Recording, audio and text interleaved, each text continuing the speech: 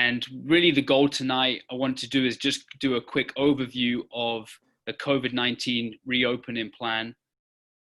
And it's nice to be able to share some positive news. You know, the last few months have been hard. The last few months, there's been challenges for sure, and we've all been impacted and affected in so many different ways.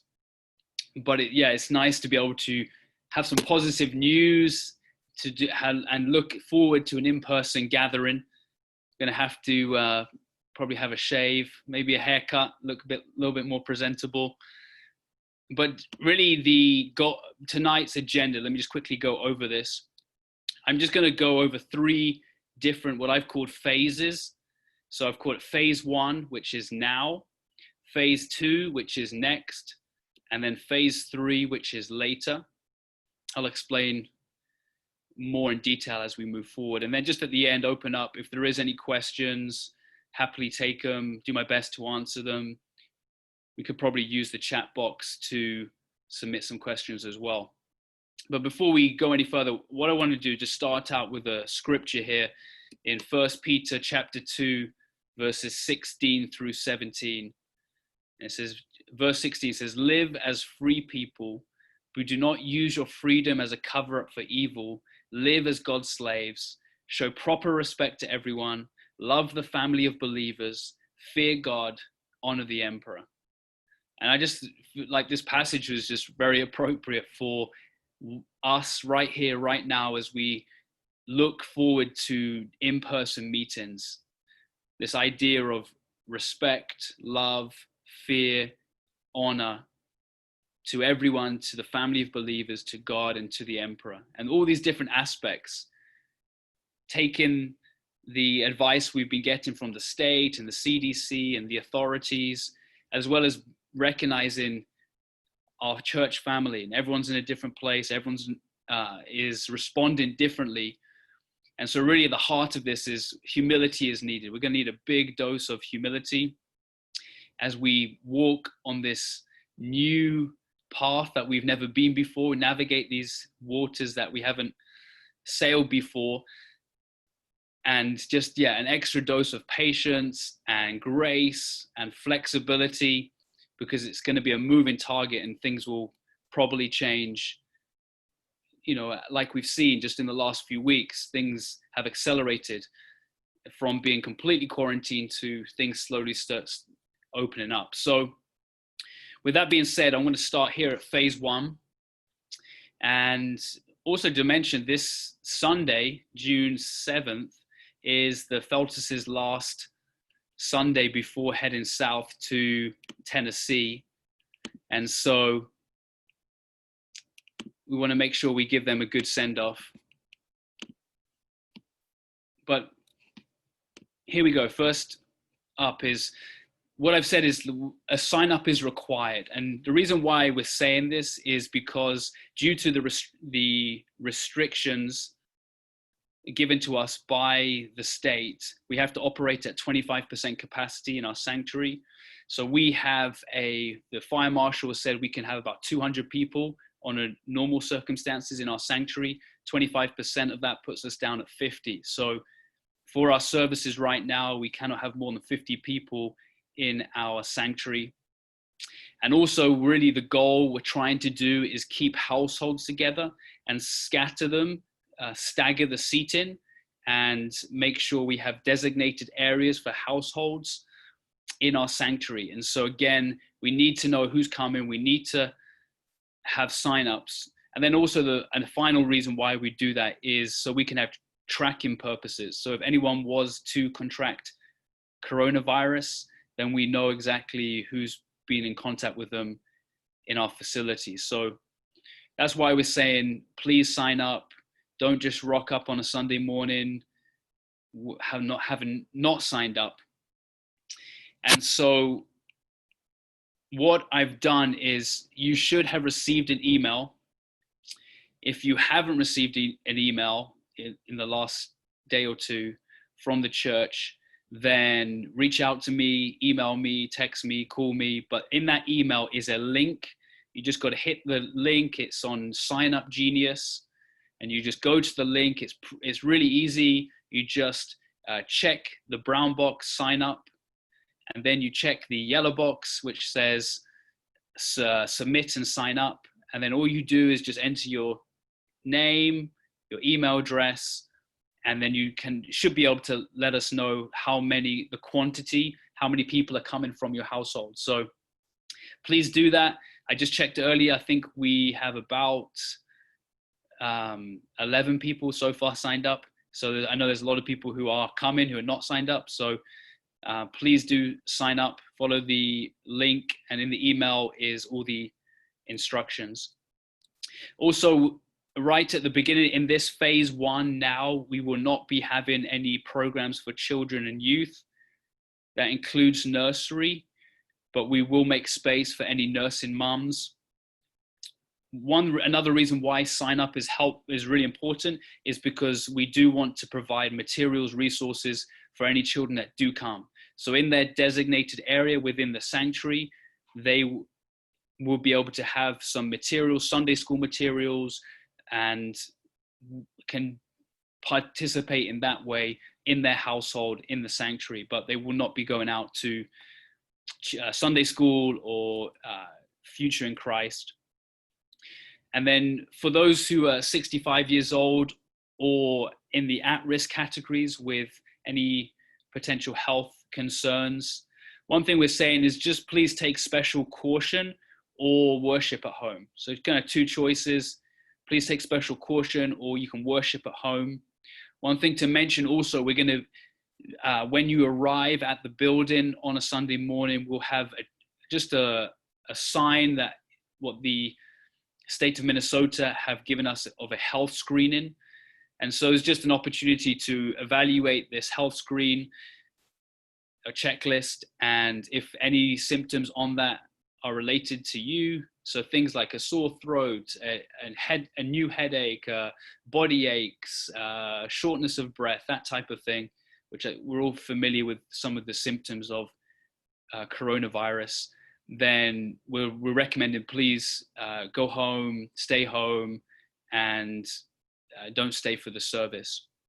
When it comes to masks, we're saying masks are strongly encouraged, particularly when singing. So typically this whole thing about being 6 feet apart, when you're just talking in a normal tone, 6 feet seems to be a good distance. However, when it comes to singing and shouting, or maybe preaching, maybe not shouting, but that 6 feet is massively increased. And so we're just saying, I would strongly encourage you wear masks in worship, when singing.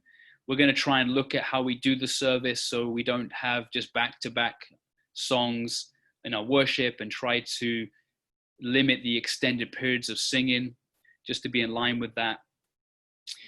And then also social distancing or physical distancing. We want to try and make sure we do that throughout the building. And so when it comes to communion and the tithe and offering, it's probably going to look a little different. Rather than having people come out of the pews and go to the front and line up, we're trying to create an environment where there's not much crowding. And so probably having designated areas or receiving your communion elements as you come into the sanctuary, that type of thing. But we want to avoid crowding. We're also going to keep going here.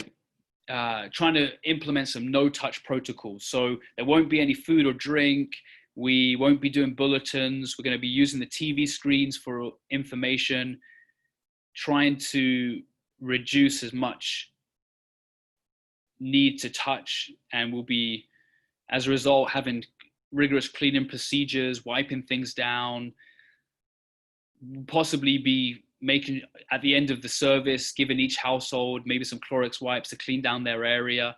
But just all those common surfaces, areas or things that are commonly touched, door handles, that type of thing, we want to make sure we are regularly cleaning. We also have some hand sanitizer stations in the building as well for people to use.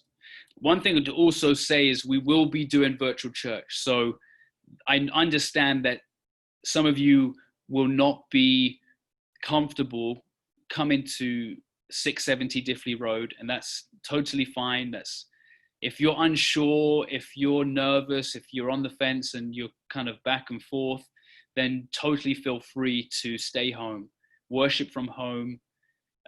This is a season we're in, and we're going to be making progress and moving forward, but I don't want to put anyone in a position that they're uncomfortable. So right now, the current plan is to go onto our YouTube channel, but we're going to do a trial, live stream trial on this weekend, on a Saturday. And so if YouTube's not working for any reason, then we can always jump back on Zoom. A lot of us are very familiar with Zoom. We've been doing it a long time, but we will have virtual church. If you're not in the building, you're not going to completely, you won't be missing out. So that's phase one. And then what I want to switch now to is phase two, which I've labeled next. So when I'm thinking phase two, I'm thinking as a possible marker is there's a low spread of COVID-19 confirmed by the Minnesota Department of Health. And as a result, we're starting to move into phase two. And so this is next. We can't put a timeline on that. I know there's different ideas about when we will peak here in Minnesota in terms of cases and deaths. So we're just going to have to take that one step at a time. I don't know a timeline, but when this low spread of COVID-19 is confirmed and it doesn't seem to be as problematic as it is now, then we kind of will walk into phase two. So phase two, I'm thinking it's an increased capacity, moving up from 25% capacity, more than 50 people. We'll start to introduce programs for children and youth, but obviously we'll have to be very rigorous in our cleaning procedures and cleaning down toys, disinfecting things, but having some programs set up for our children and youth, as well as nursery. And then also for those still in the at-risk category or households with busy kids, because I know for me, having a toddler who is full of energy, just won't sit still. And so knowing maybe even in phase two, it might not be the best idea to be present, or if you're not comfortable, if you're still unsure, even though there's a low spread and you're not sure, it's totally fine. We want to be aware and we want to consider alternative services or alternative locations to serve everyone. We don't want to leave anyone behind. We don't want to miss anyone out. We still want to really minister and provide a safe space for all people. So that's what I'm thinking phase two next.